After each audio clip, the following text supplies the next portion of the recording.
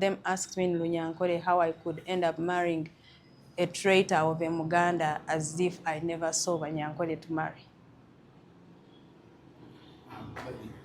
I was wearing a biker, and on top of it, I was wearing a nightie. So he held the trousers of the nightie and pulled me up.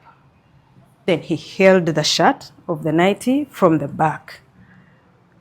He was using one arm. So he held it, then he brought the phone in front of me and said, remove the password.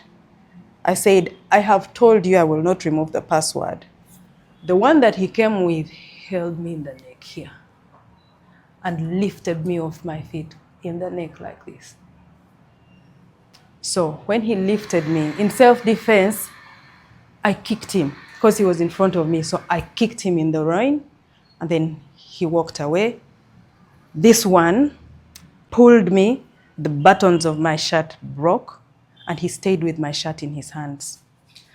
Now, I just walked away from them and went and stood in one corner. But remember, this is a house full of men. Some looked away.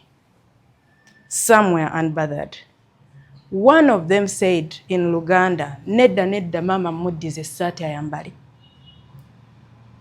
Then one of them held his hand and walked him out. One of them picked the shirt and said, put up your hands and I dress you up. I said, I can dress myself up. Give me my shirt. Gave it to me. I put it on. Of course, the buttons were not on. And then I sat down. When I sat down, they lifted me again. Now, this time by these, because I plait these when I'm going to sleep.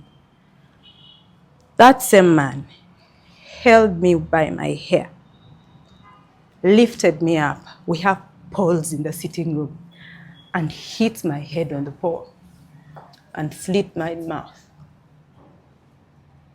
So when he hit me, he pulled me down and sat me down. Then he pushed my head and I went down, and they sat on me. I could feel 4 bodies seated on me. Then he said, will you give me the password? I said again in Lunyankore, you have already done enough. You are not getting the password. There was someone who was like commanding them. He came in, he said, what's happening here? And he said, leave her alone. Then I sat. Meanwhile, in that moment, they were already upstairs, creating havoc. The ones who were outside were beating our askari and the other boy that we live with. Some other group was already in our helper's room, picking her up from her house. Now, they bring her, she's holding her cross and her Bible. She is new, she doesn't know anything.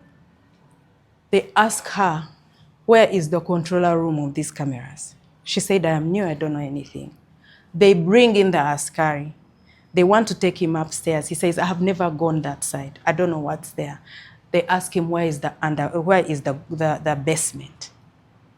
And he said, I am new here. I know nothing like the basement. They ask him, where are the children? And he said, the children went for holidays after Christmas. Where did they go? And he said, I don't know. So in that moment, they were already picking the camera controllers.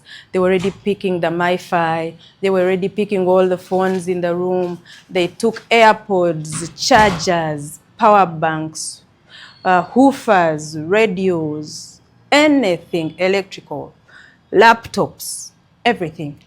These people were drunk.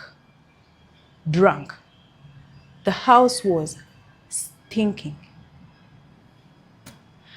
So in that moment, I realized that it was not going to end.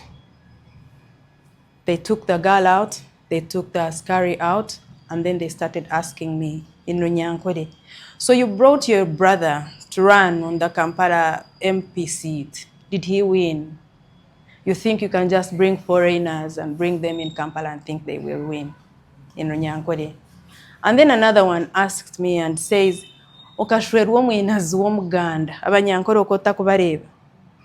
You got married to I don't know what they call a mwinazi. What do they call a mwinazi in English? A mwinazi is like a traitor. It's like the worst person that there can be in the world. He said, you married that traitor of a Muganda. were you not seeing the Banya? And I'm taking her to the hospital. Then they checked, and then they opened for him. I think they realized already, they had known that there was an ambush and a raid in the house. So they didn't ask much. They are still in your place right They're now. still home. They're still there.